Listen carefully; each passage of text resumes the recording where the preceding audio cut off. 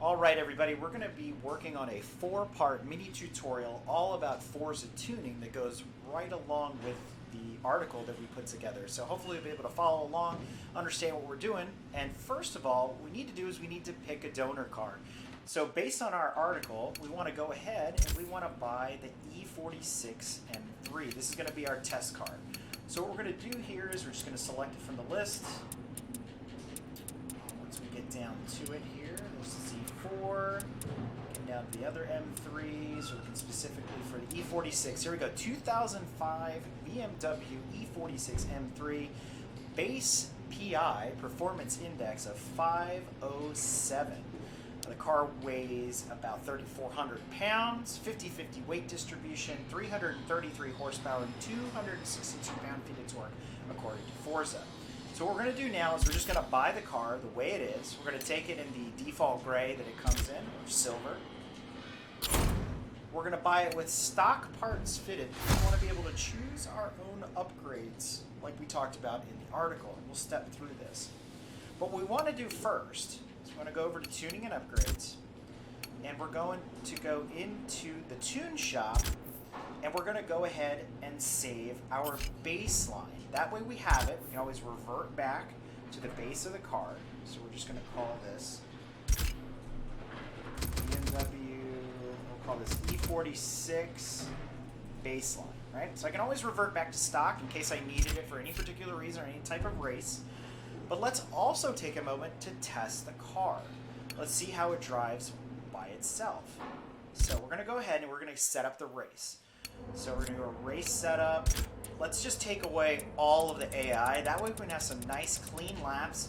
We're going to pick a test track like Road Atlanta just to put down a base time and see where the car sits. Road Atlanta's got a good combination of technical turns, some off-camber, some blind, and long straightaways so we can test that maximum speed to see if our upgrades are actually working. So let's go ahead and get started with that, and we'll put down some preliminary laps to see what the base 507 BMW M3 will do at Road Atlanta. So let's give it a minute here to load up. Driving at Road Atlanta. Now the first lap, we'll take it easy, get the tires warmed up. We'll actually pull up the telemetry and see what that looks like. I mentioned telemetry in the article. So here we go. Here's our digital dashboard. And it's going to be important to note some of the numbers here. Pay attention to when the torque starts to fall off. And we're going to need that later as we're tuning. Oh my God, the brakes are horrible. Look at this. All right, get back in. Downshift. All right, let's see. Let's go back to our menu here. See the contact patch working in real time. Here's our spring dampers. They're pretty soft. G-forces. We're going to hit that wall. Yep, we sure are. Didn't need a G-meter to tell me that we're going to hit that wall. Alright. Tire pressures are pretty high. But again, this car is stock out of the box.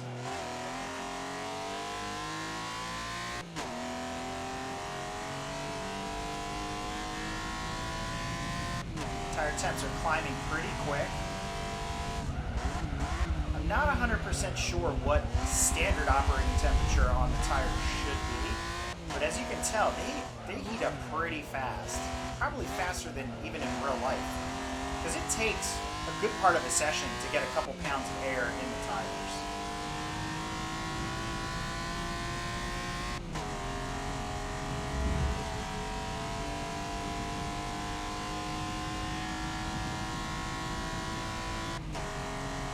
So I'm going to say once we cross start finish, we're approaching turn 10 here, that maybe we try to do an actual lap and see where this car is. Tires should be warmed up enough. We are on street tires.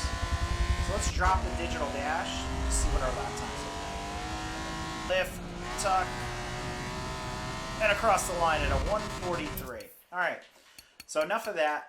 we know what the car does stock, 143. It should be very easy to beat a 143 with proper upgrades. So why don't we go back out and take a look at what upgrades we can do to the car and what it changes with respect to weight, weight distribution, overall power, etc., etc. So let's go dive into the upgrade menu a little bit. So as I mentioned in the article, you always want to start from right to left. So you want to work backwards on this because you don't want to touch the power. Leave the power alone. Again, 330 horsepower isn't a ton by today's standards, but it's a lot for this car when we start taking away weight. So do I want to do some sort of engine swap? Probably not. Do I want to do a drivetrain swap? No, because it makes the car heavier. Do I want to do an aspiration conversion? I may want to look into a centrifugal supercharger. Let's look at that after we've done all the rest of our mods and see how much PI is left over. So anything that boosts power, which is a significant amount of power, an extra 50 horsepower here, we want to do after we've done all our suspension mods, reduce the weight, etc. So let's take a look at what else is available for this car before we start talking about adding additional horsepower. So we're going to go straight into the aero. We're going to want front and rear adjustable aero, which shows up here highlighted in blue, or cyan.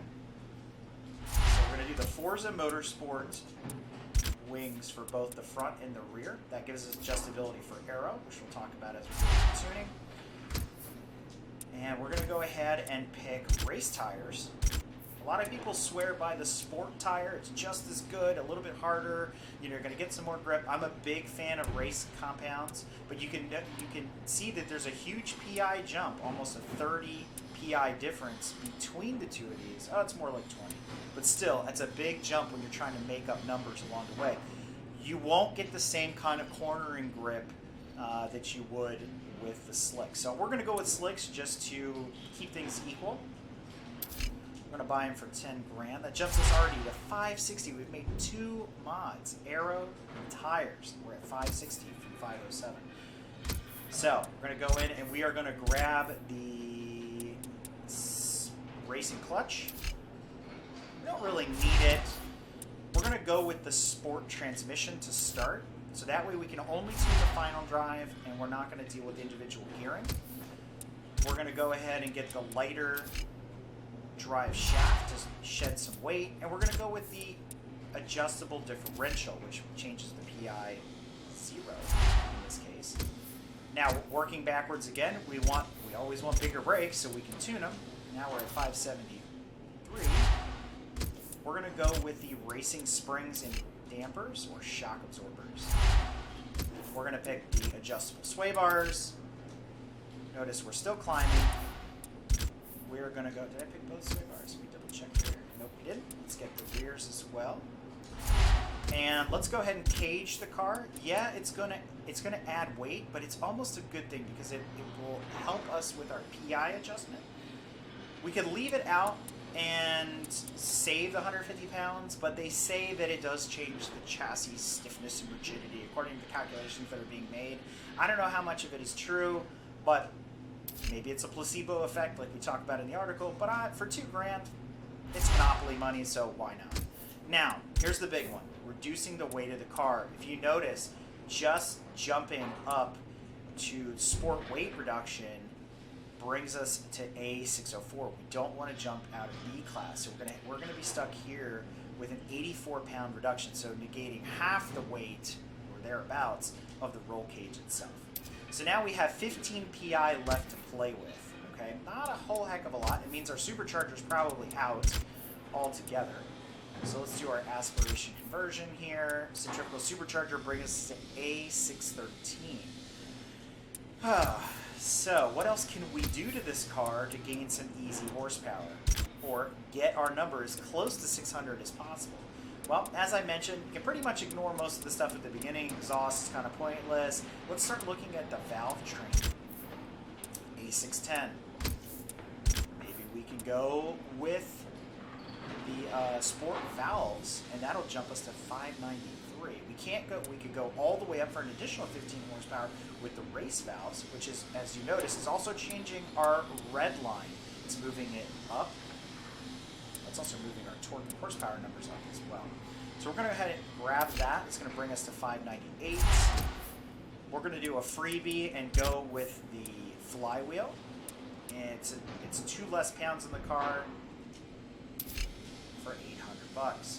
So we're at a total weight of 3397. Let's double check a couple things here. We're going to save this and see what we did to ourselves, right? So we came down about 100 pounds. No, not even. We've come down a whopping total of, 18 pounds. It's not really that much. We haven't saved that much in terms of weight, and we've only come up 15 horsepower. So our speed number has actually gone down. Our handling has gone up. Our acceleration has basically stayed the same, and our braking is better than it was before. So just throwing on mods a lot of the times doesn't make that big of a difference. It's not really that helpful. So what can we do here to make this M3 better? Well, let's go back into our upgrades and see what we can change. Well, we know for a fact that the car is technically lighter without the roll cage. But we want the adjustability in the suspension, so we're going to leave all that stuff alone. So let's put it back to stock weight, right? But now we're at A605 because our power number has gone up. So now it's this game of what do we add and what do we take away. So now we need to go back to, because our power to weight ratio is changing, so now we need to go back and take a look at, let's say, our valves and drop down A601, B592 when we get back down to the stock valve output. So this isn't, well, I want the higher rev, so let's take away the flywheel, right? So now we're at B600 on the nose. So what do we think means more at the end of the day? Go back in the setup manager, do a load. Oops. I want to do a save, my apologies, because then we can compare it to the other car real quick. So we've gained, I don't know, less than 10 horsepower here, but we've also saved 200 pounds or thereabouts, right? Let's just round to make it easy. Our speed decrease isn't nearly as severe as it was before. Our handling is still better. Our acceleration is about the same, and our braking is better. So let's work within these confines. A little more horsepower, slightly lighter, and now we can adjust the transmission, change acceleration, change handling, and all that. But let's start with just looking at how much the car has improved the way it is. So we know our lap time before was a 143. We should be able to do better than that with just mods and no tuning alone. So we're going to do E46 base plus mods, right? So we're going to save it as that. That way we just have that. We're at B600. Let's get back up to Road Atlanta and see what this car does before we talk about advanced tuning in the next part of videos.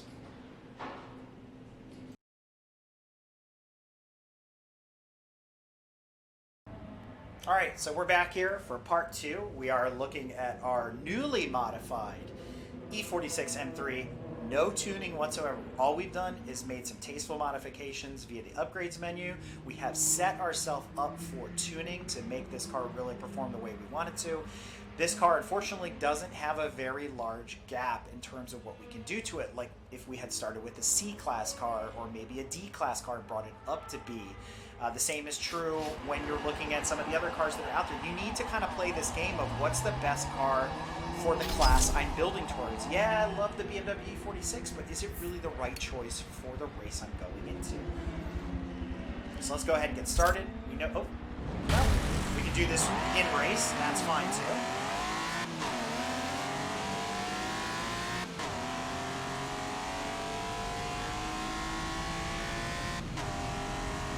Cold tires.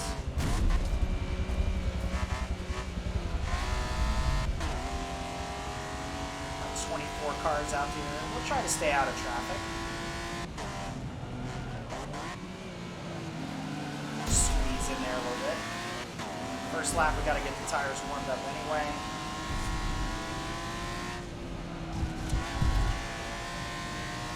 Now, the other thing to remember is that when you've done these upgrades, like changing the shocks and springs, the spring rates are different than those of stock. So it's almost like buying a set of Ibachs or Conies or Bilsteins off the shelf and putting them on the car. It's suddenly lower and it's suddenly stiffer without having done anything. But does that mean my alignment is correct? Probably not. Let's get around these guys. I don't feel like the car's accelerating any harder than it did before.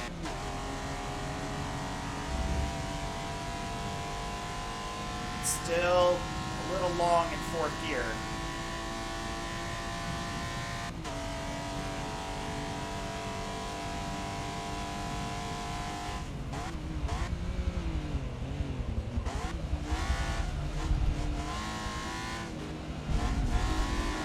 Try not to hit him. Oh well, we did anyway. We're at the front of the pack now. We're going to clean track in a second. Lift a little at 12. Look how much more the car is planted without doing a whole heck of a lot. Some of this could be the tires because we are running on slicks. Dive into the corner. Pull us through. See if we can get a clean lap out of this. Got bigger brakes so we can go in a little bit later.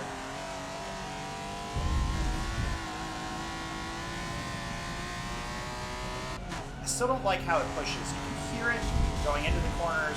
We really shouldn't be understeering on slicks.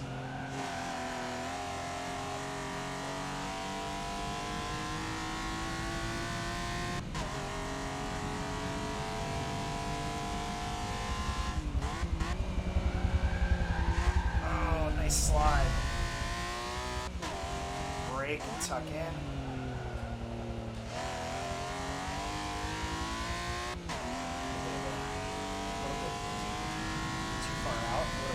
Closer to the apex. That's okay. We're just looking to put down a clean lap and see how far off we are from the stop car.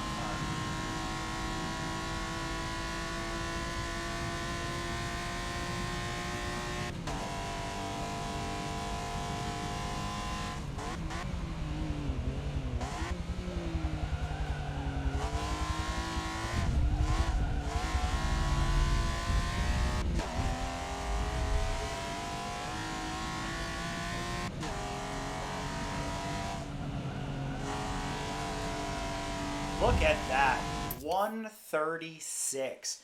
Just doing the mods alone, we have pulled back 6 seconds on this car without any additional tuning. So why don't we take a moment to kind of absorb that, and then let's talk more about how to tune this car and see if we can get even more time out of it.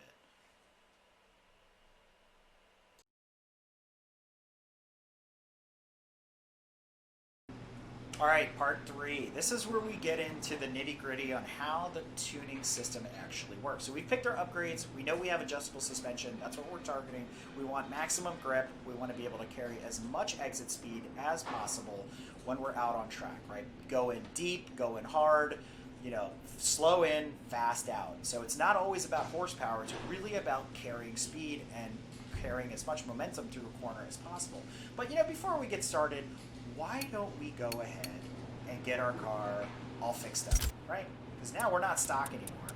And I might have taken a liberty or two. So this goes out to one of our members. Welcome, Freak Show. So this has a change of wheel package on it and a skin. Other than that, the mods are the same. Put their numbers on it, looking good. So welcome, Freak Show.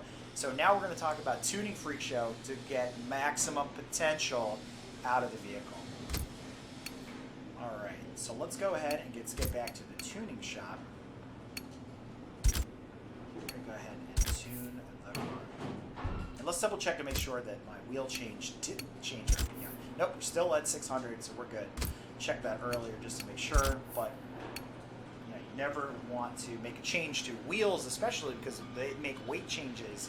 Sometimes they look cool, but they will change your PI. So per the article I mentioned, you know, all the cars start at 30 regardless. Everything I've read and studied says that the optimal numbers are between 14 and 26 PSI. I like to start tuning at 27.5. That way I'm just slightly over the maximum of the sweet spot according to the internet, and then we work from there. So gearing wise, BMWs are notorious for having really, really long gears, and we know the car is very sluggish in fourth gear. So maybe we want to get a little bit more acceleration out of this car. I would recommend jumping to like a 383, which would be the equivalent to one of the other final drives available from BMW. I like to use real-world gear ratios because then they better match up with the way Forza has programmed the details and the metadata about the car into the engine. So at least that way you kind of know, hey, well, this is differential for the convertible M3. I'm putting it in, you know, my coupe, and that's how I'm getting the power increase, you know, via the final drive change. And it's not really a power increase, it's a speed change. So what did that do for our effective top speed? Let's go back to 364. We were at a theoretical top speed of 168, right? And our 0 to 100 time was 11.07 seconds. So if we jump back to 383,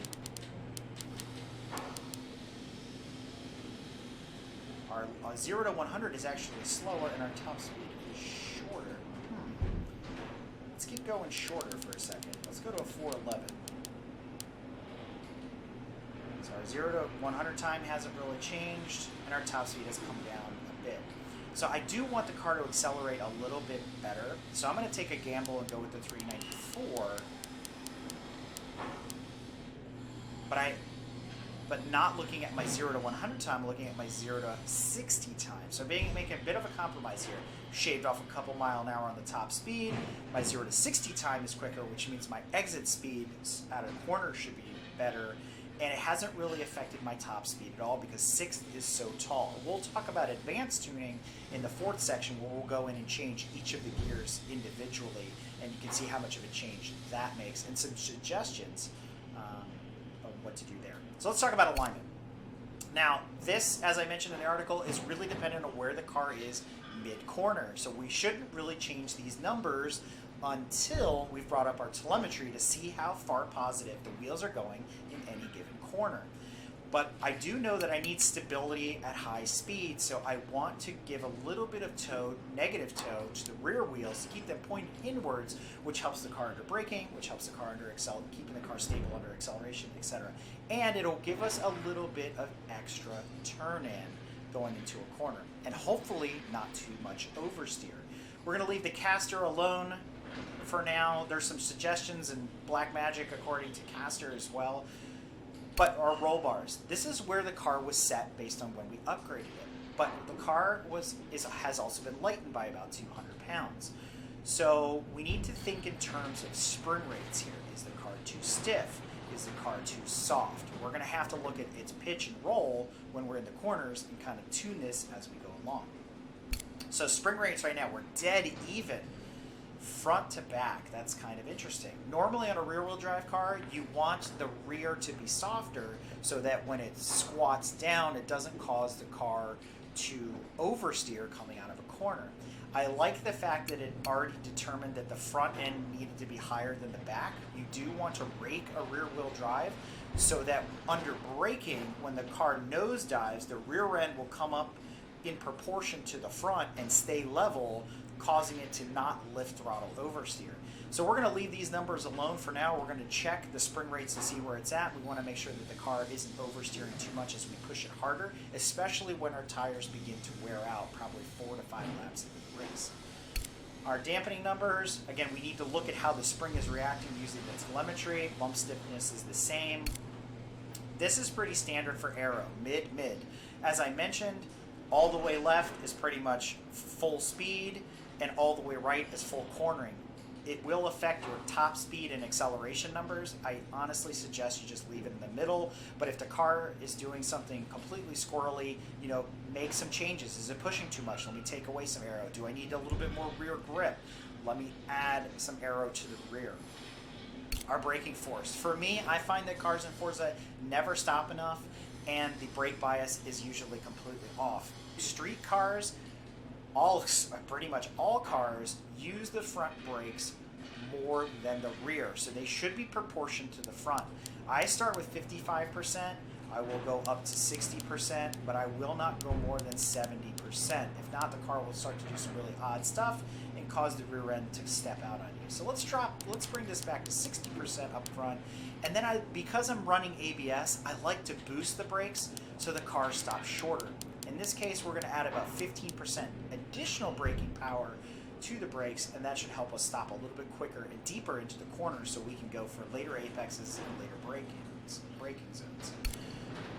Okay, the differentials, it's all about wheel spin as you're taking off and how the car is slowing down going into a corner. So if you've got a Mercedes with big torque numbers, you really want to play with differentials. You want to get it to the point where the rear wheels aren't locking up so fast that it's spinning the tires all the time. So you're going to want to reduce that acceleration number. When you're working on getting the car to stop more quickly, you want more engine braking, you want to increase the deceleration number to the point at which the car begins to get loose on you under braking. It starts to kind of wag the tail a bit, and then you start to back off from that point. So we're going to leave these numbers alone and just play with the suspension for now to see how this does. So we're going to go into our test drive. Our setup has changed. Yep, we're going to go ahead and take that. So now, because we're going to do some on-fly tuning, I'm not going to save my tune until I come back out of the tuning session. So we're going to take away all the drive tars because we want to be able to use telemetry and talk through this and do all the testing that we like without any interruption or having to deal with passing people, etc. So again, going back to Road Atlanta.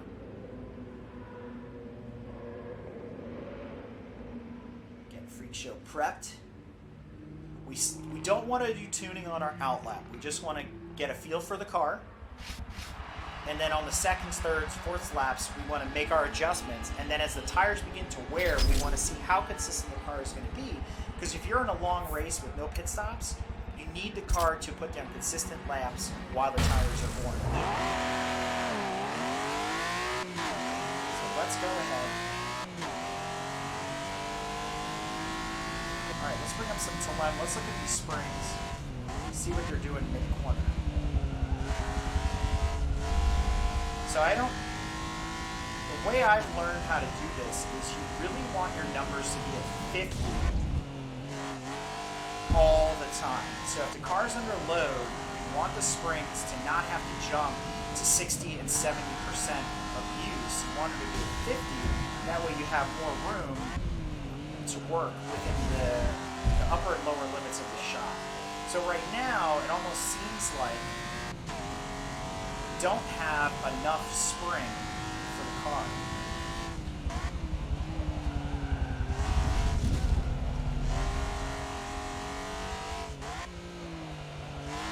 Alright, now we need to check our camber numbers. So let's go to that menu and see where we're at. Alright, so right now, the car is level. Our numbers are confirming what we see in the tuning menu. We're at about a negative degree of camber in the front.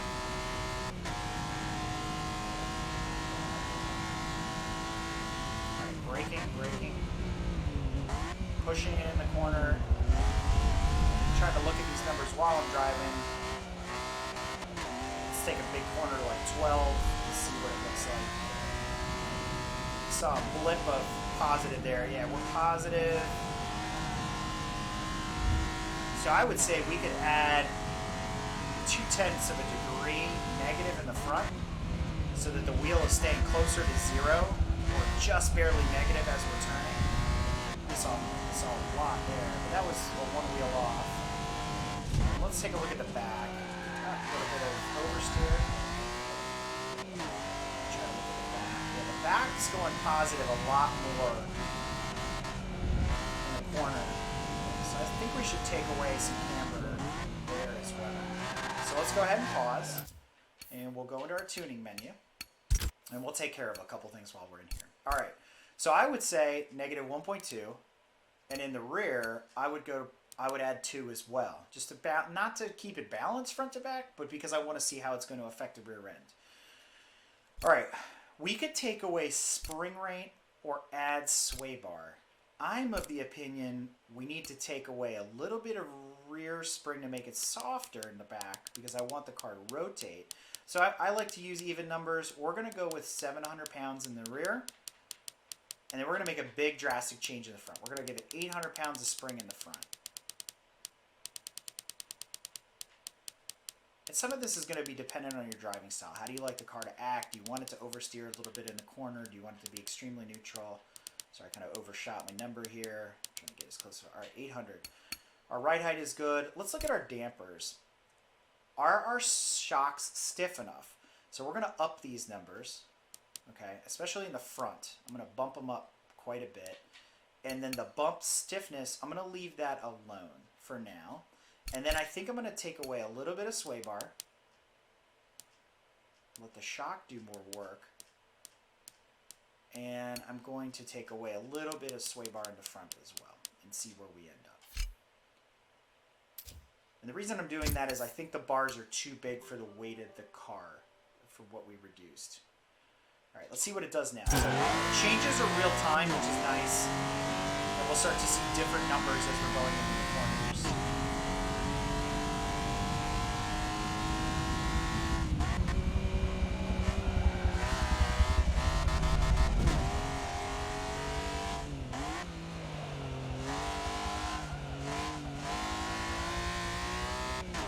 Not seeing any more negative, not hearing the tires screaming anymore. Alright, big turn 12.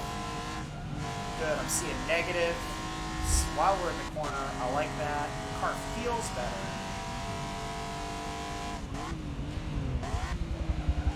More planted, barely any screaming. But that also could be a result of the changes we made to the shocks themselves. Look at that. Pushing in the corner, we're at 0.55 instead of 0.75. Let's see. A little bit more there. So we'll continue to work on that. The car feels so much better.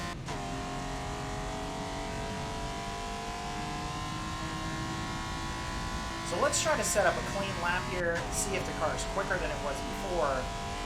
How much change we made. I'm not going to get into all the little details that make this car perfect, because I do want to talk about advanced tuning in the next segment. But give you guys an idea that very minimal changes have big impacts on the car. So let's get set up here for a nice and clean flying lap. Notice it started wagging the tail there going into that corner deep. That might be an indication that we need to play with that rear diff.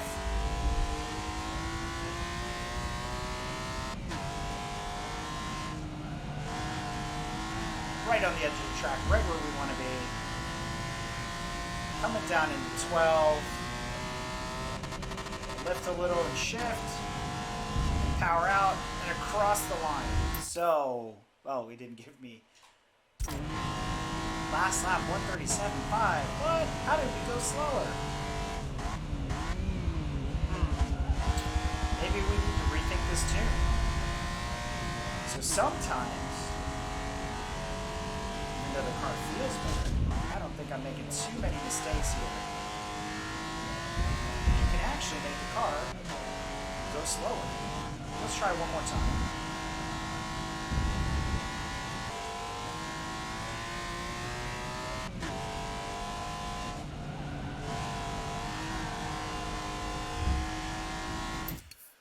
Whoa, so all that tuning and we actually are going slower. 137 to 138, and we just left it alone. So that's something to consider as well, that the tuning doesn't actually make the car faster. It feels fantastic. It feels way better than it did. I'm not hearing the tires screaming at me.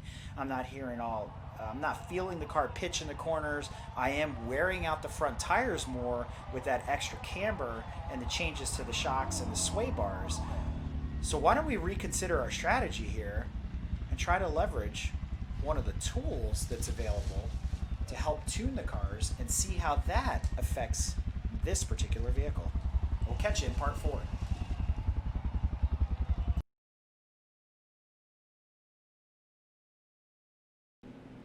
Alright, so welcome back to part 4. We're going to talk about advanced tuning using a well-known Forza tuning app known as Forza Tune Pro. So one of the things we have to do, as we saw in the last section, making some of those tunes manually, a little bit of guesswork, using telemetry, driving by feel, etc. The car feels better, acts better, but is it really at its potential? Looks like our lap times are a little bit slower than just adding mods and going out and driving the car. So why don't we recalibrate and reset here a little bit, and we're going to pull our base plus mods out so that we start fresh with no tune, and then we'll work with Forza Tune Pro to figure out where our optimal numbers will be. The one thing we do need to do, though, is collect some baseline information about the vehicle to be able to feed Forza Tune's interface, which I'll be showing kind of throughout the video. So up front, one of the things we're going to need is we have to actually go into the upgrade menu and pull some stats about the car's power and weight. So we know the car weighs 3,250 right now. With the mods that we made, we have a 50-50 weight distribution. Our performance index is 600. It's rear wheel drive. Obviously the game is Forza 7, and the track is, we're going to select Road Atlanta because that's the one we're testing on. Now you can tune to individual tracks. That's a lot more work. Like I said in the article, you want to pick tracks like Brands Hatch, Road Atlanta, and VIR, because those have the most combinations of technical speed, elevation, off-camber, etc. And if you can design a car that will run consistently at those three tracks, it'll pretty much run everywhere outside of like an oval or the drag strip or something super specific. Our tune type is standard, and we're going to include the gearing calculations as well, and that's where we're going to need a little bit more data about the vehicle itself.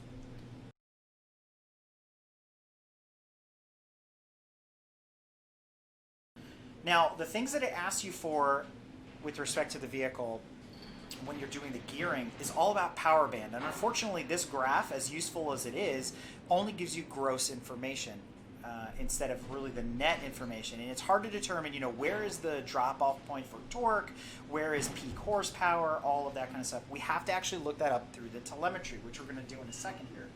So let's go ahead and set up a test drive.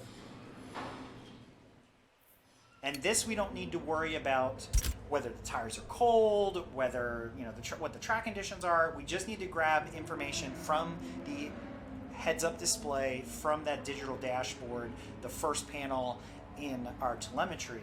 And so we're going to be looking for max torque, the RPM for max torque, which is where the torque number falls down, and we're looking for red line.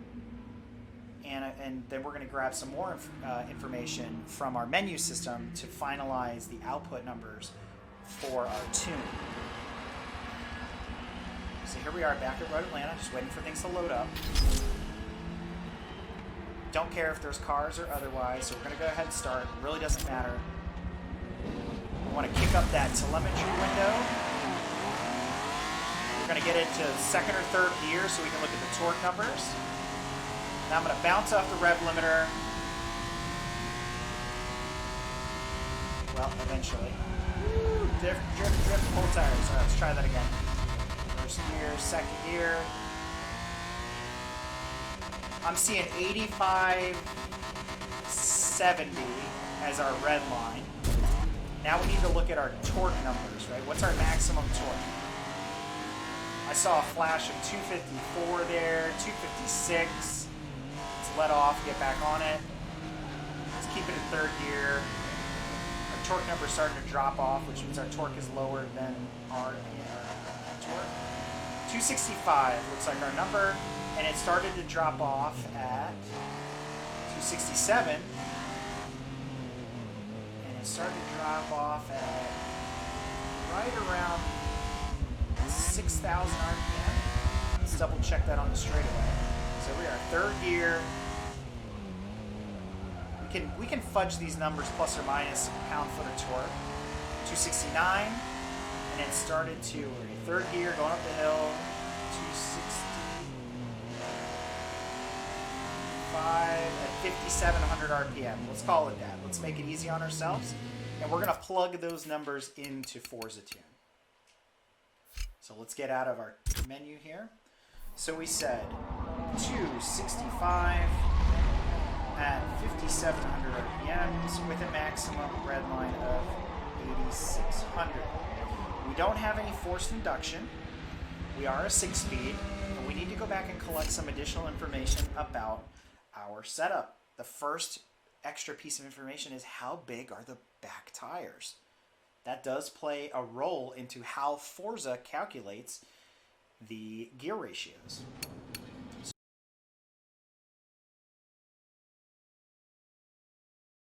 So let's go into our upgrades menu, upgrade shop. Let's go into tires, which was something we didn't change. Changing the size of the rear tires does change the PI, as you can see. And we're not running the widest tires. Those are the fronts. Same thing for the rears. Changing the rears changes the PI. So we're at a 255, 35, 19. All right.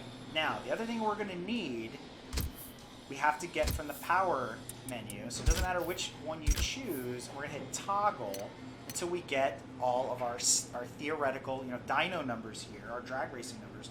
What is the 0 to 100 time of this setup? So 0 to 100 is 11.093, and our simulated top speed currently is 168.0. We're going to go ahead and feed that into Forza Tune Pro.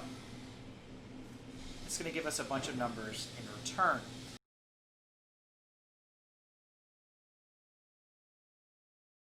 According to Forza Tune, here's where we need to be. We're going to walk through these panels one at a time. So it's saying 28.5 for our tire pressure, so a pound over what I had selected. Now the gearing here is specific to the race transmission. So let's go back and see if we can switch to the race trans without changing any of the numbers, the performance numbers of the vehicle. So we're going to go into this, here. So we're at sport, we're at 602, but that gives me individual gearing changes. So we're going to go ahead and purchase it, and then we're going to try to take something away. Maybe we can take away the clutch. That I'm okay with. All we're changing here is the shifting time. I don't believe we are changing the weight of the vehicle, so I'm going to go back and check that. We're at 3261. Okay, I'm going to make my modifications to my chart then, 3261, and I'm going to leave everything else alone because my RPM shouldn't have changed. Nothing else should change. This really affects weight and shift time. So we're still at B600. We're going to go ahead and tune it again. So now you'll notice my gearing has completely opened up. So according to Forza Tune, I need to change my gearing to 367, so just slightly over stock. And my first gear needs to be 386, so we're making first gear a lot shorter. So 386. We're bumping second gear up to 255. I overshot it there a little bit. 255, there we are. Now we're going to 190 for third gear. We're going to go to 152 for fourth. So we're making all the gears shorter. Going to 126 for fifth. And we're going to 108 for sixth gear, which good chance, unless we're at Road America or Le Mans, we're probably not going to use sixth gear on some of the smaller tracks. So our new simulated numbers, we got a 4.4 second 0 to 60 time, 11.006 0 to 100 time, and our top speed has only dropped 2 miles an hour from stock. So we'll have to see how this changes the performance of the car. So you can see where the arrows are is where we started. We've shortened up all the gears. We've lengthened the final drive, so there's obviously a ratio there between the gears themselves and the final drive, and we'll see how the car performs. Alignment-wise, it's telling us negative 1.8 for front camber, negative 1.1 for rear camber,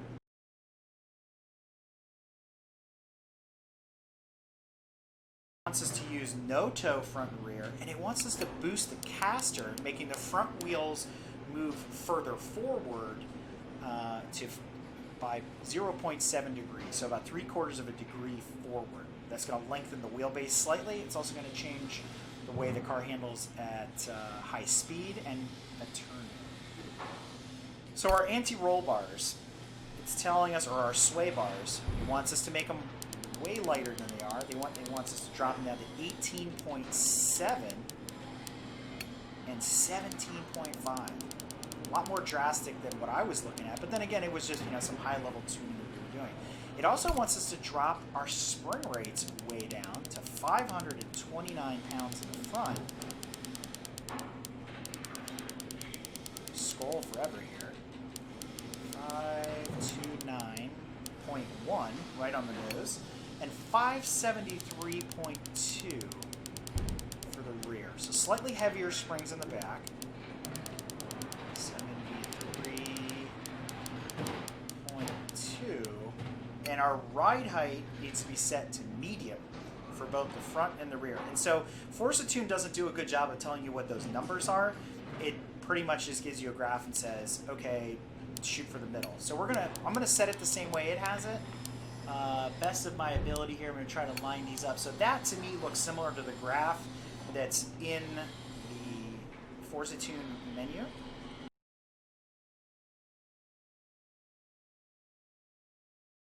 Over to dampening, we're gonna make that 6.9. We're gonna bump up the rears to 7.3.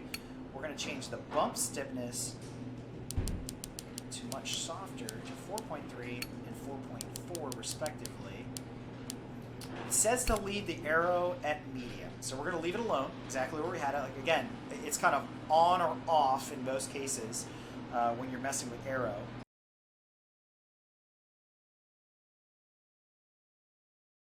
It says our braking balance, it wants it at 56% with no boost, so I'm going to leave it at 100% instead of messing with it the way we had it. And now it's telling me to change the differentials, kind of take away some lockup and take away some lockup, which will hopefully get rid of that squirreliness that we saw under braking. So there we have it, 60% and 30%.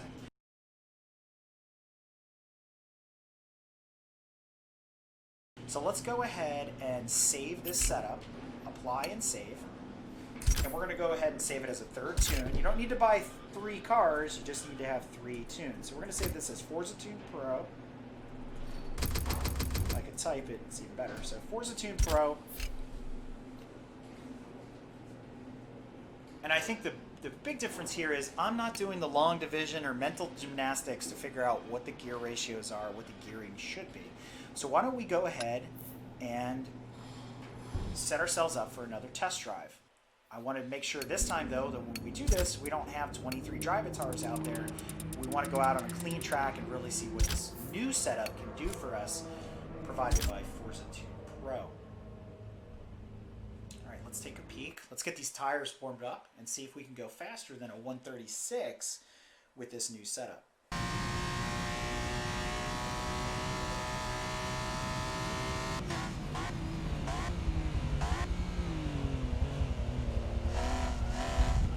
Staying within half a degree of negative under turn. That's not too bad. All right, let's get ready for a hot lap here and see where we're at.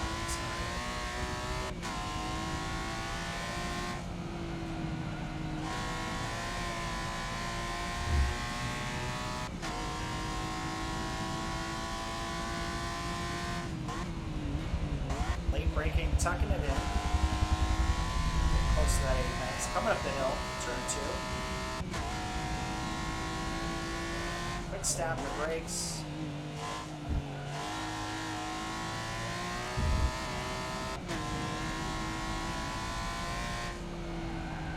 It does not like that corner.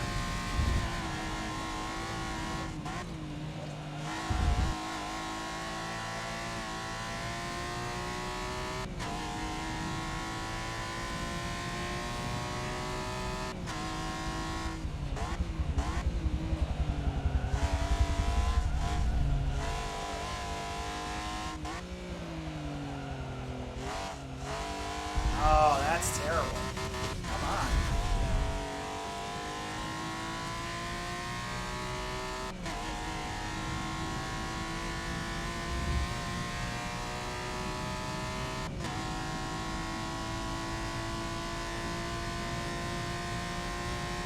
It's doing pretty good down the straightaway. I think we're carrying more speed into turn 10 than before. Verify that by going back to the other videos.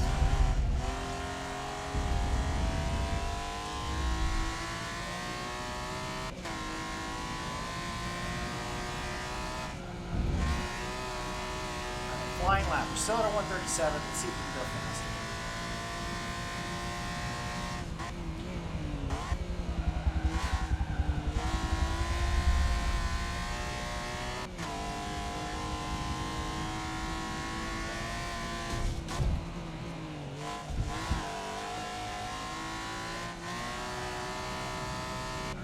Lift a little here, let it nose in, keep us on track. Power out, use all the track.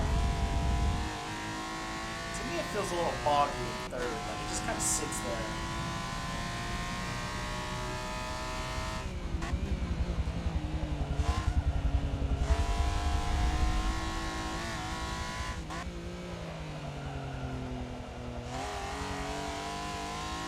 Whatever time we gained, we just lost it. We were half a second up.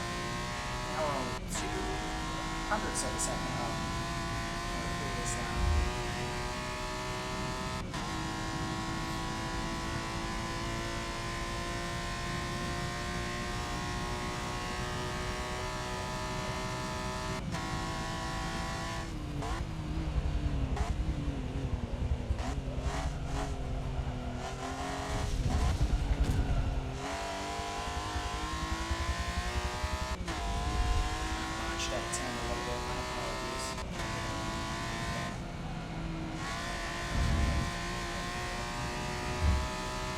All right, let's try one more time.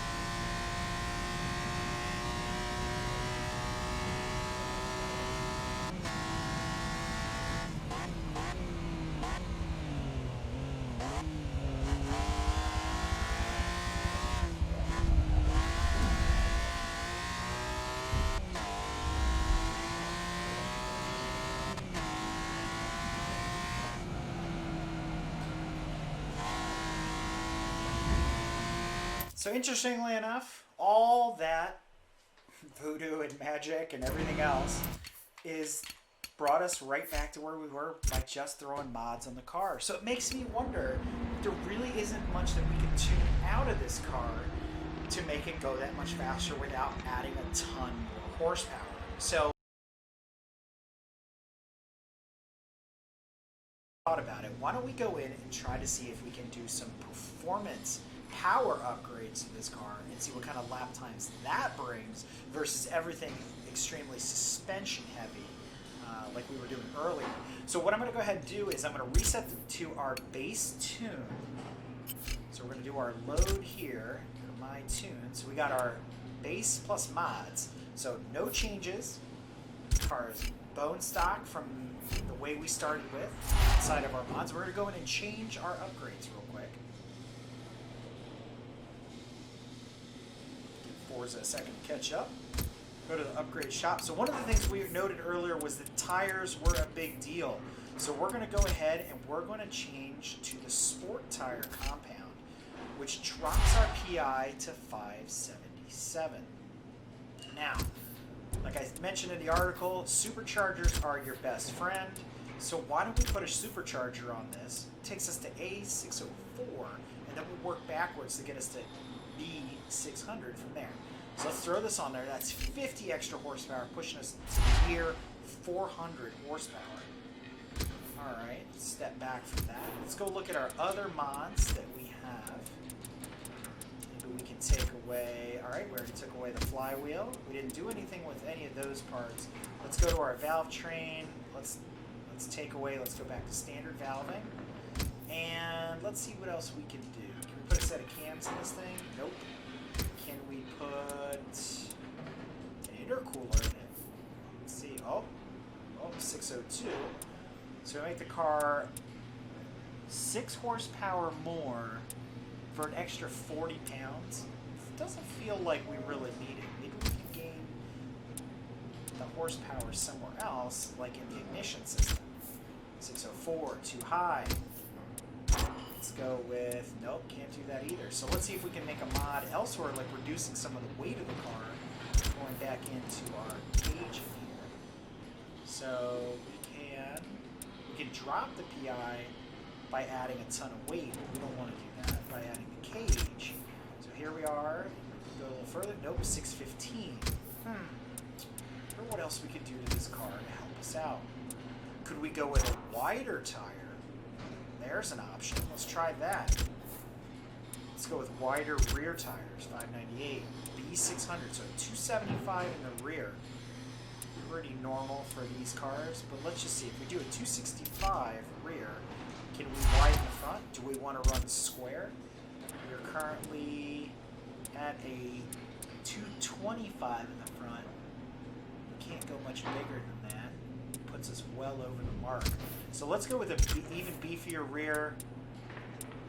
275 rear. Try to get some extra grip out of the back of the car. All right. So let's take a look at our tune real quick. See where we're at. Tune. Tire pressure, we're leaving the gearing alone, we're going to leave the car totally stock based on what Forza recommended. I'm not going to do any tuning outside of that. So I'm going to go ahead and save this, setup manager, save our setup. We're going to call this one Freak Show Supercharge. Freak Show-SC. All right.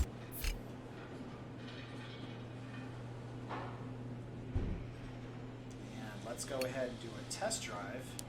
I'd like to, oh, sorry about that. Yes. And let's make sure we have no drive tires because we want a nice clean lap. We want to see what kind of power we're putting down, etc. So all we've done at this point is basically thrown a supercharger on this car, bumped the horsepower up, slightly stickier tires, talking the equivalent to a high-performance summer tire on the street. We got aero pack, we got adjustable suspension, coilovers, sway bars, all that kind of fun stuff. Haven't done any other mods, and let's see what we get. A little bit of lightness, but let's see what the car gives us.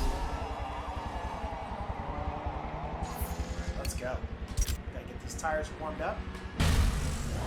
Now we're targeting a 136 or better. Let's see if the supercharger gets us there.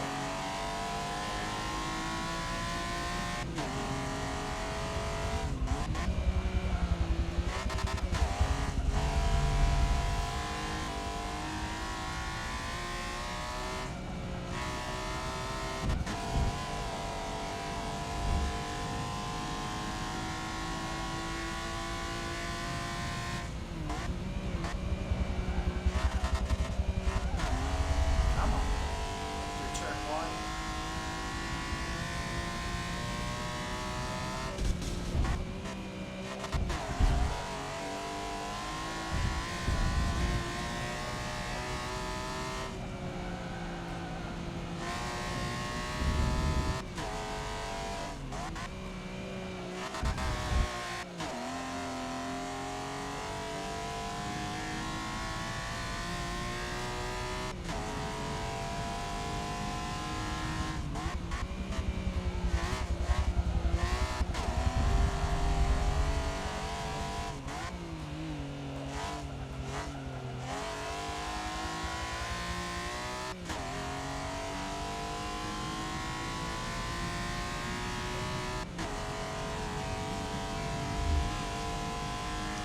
we are back down the back straightaway.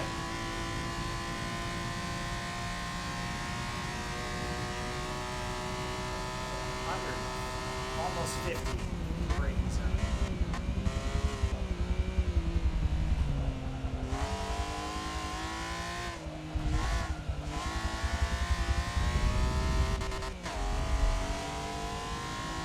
Down out of 12.